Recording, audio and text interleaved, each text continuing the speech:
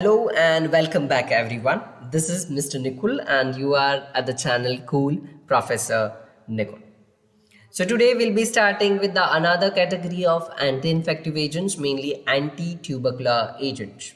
So let us first know what are the anti-tubercular agents. They are the agents that are capable of acting against the tuberculosis bacteria, its infection, and that is usually affected in the lungs. Okay. Classification, mainly it is classified under five categories, mainly P amino salicylic acid and analogs. Examples are pus, that is P amino salicylic acid. Then pyridine derivatives, mainly examples are isoniazid and ethionamide. Then pyrazine derivatives are pyrazinamide, ethylene diamine derivatives, ethambutol, and antibiotics. Example are cycloserine, streptomycin, and rifampin. Let's study one by one. First is isoniazid. This is the structure, and the IUPAC is pyridine 4 carboxy trazide.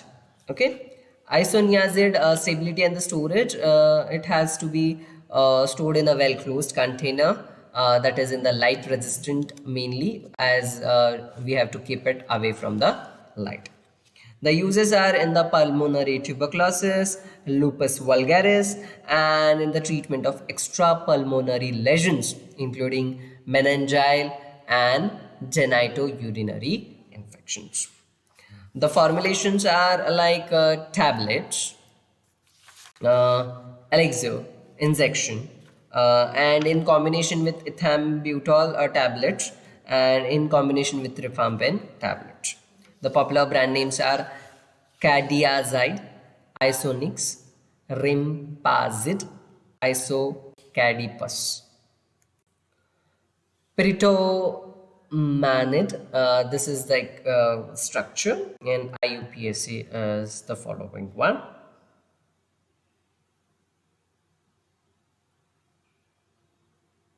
Okay, so the stability and the storage, it has to be kept under away from the light, hence stored in a well closed light resistant container.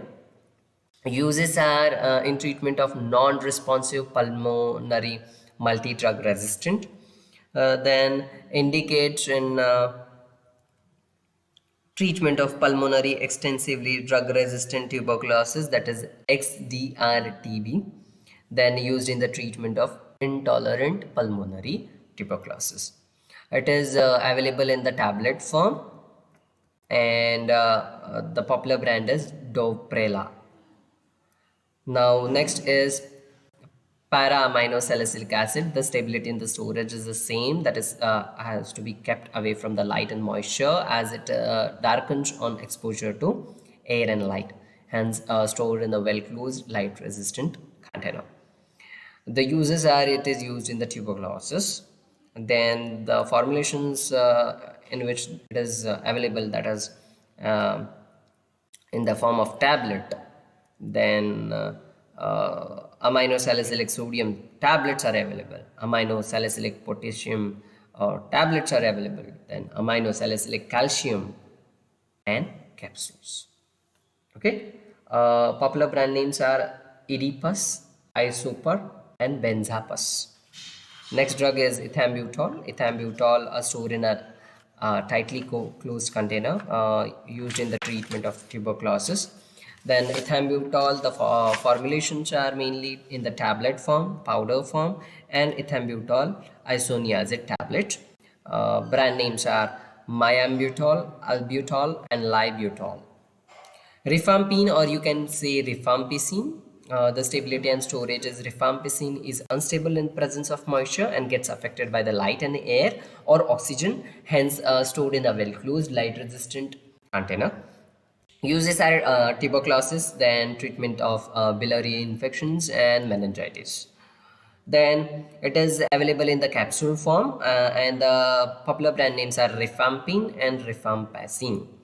Then pyrazinamide is stored in a well closed container, and it is used as anti-tubercular agent. It is available in the tablet form, and the brand names are zinamide and pyride and pyrana 500. Bedaquiline, the stability and the storage is stored in a well-closed container and keep away from the light and moisture. As a part of the combination, the therapy in adults with pulmonary drug-resistant tuberculosis, that is MDR-TB, is the use of bedaquiline.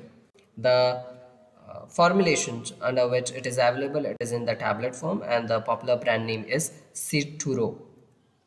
Delamanide stored in a well-closed container and keep away from light and moisture. The same use as a part of combination therapy in adults with a pulmonary multi-drug resistant tuberculosis, that is MDR-TB. Then the last, that is it is available in the tablet form and the popular brand name is Deltiba. Hope today's session was informative. Thank you.